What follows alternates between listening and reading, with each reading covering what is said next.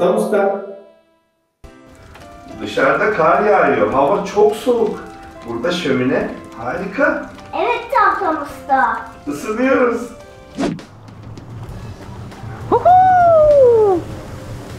Barbie, bu inanılmaz eğlenceli. Ay evet hayatım.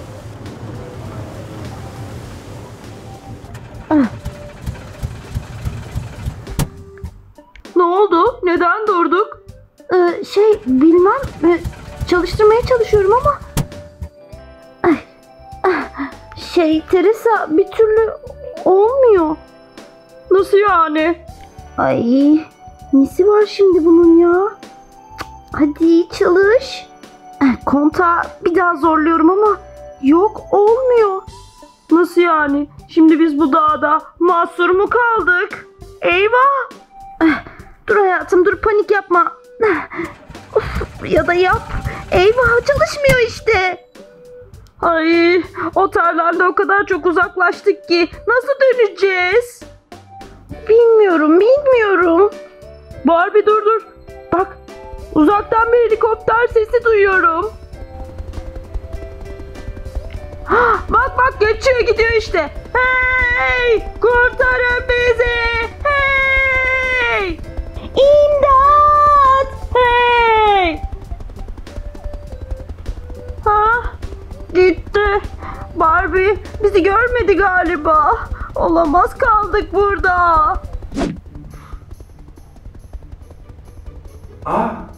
Bir helikopter sesi. Ne? Helikopter mi? Nerede?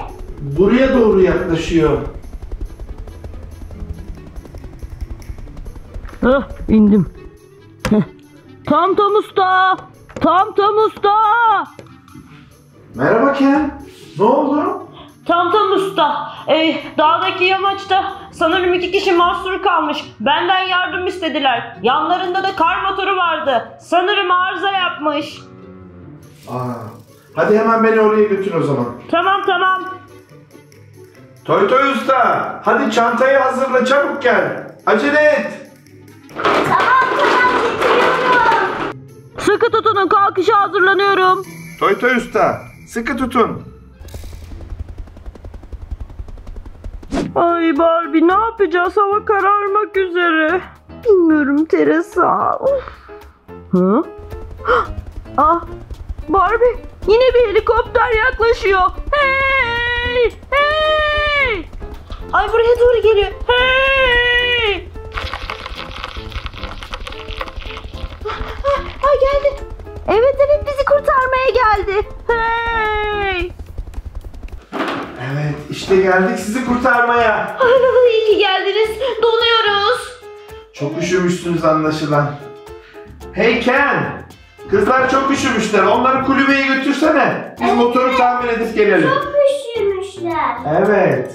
Ay, çok teşekkür ederiz. Binin bayanlar, binin. Tamam. Ay, nasıl sığacağız bilmiyorum. Hadi oturalım. Sığdınız mı? Evet. Tamam o zaman, sıkı tutunun.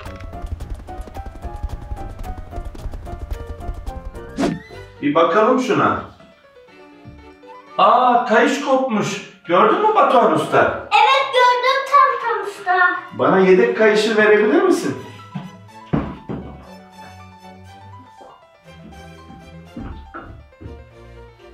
İşte kayış. Bunu takacağız.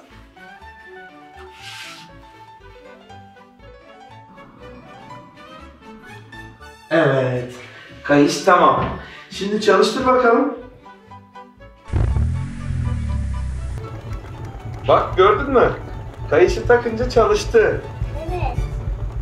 Hadi Toy Usta, daha fazla üşümeden gidelim kulübemizde ısınalım.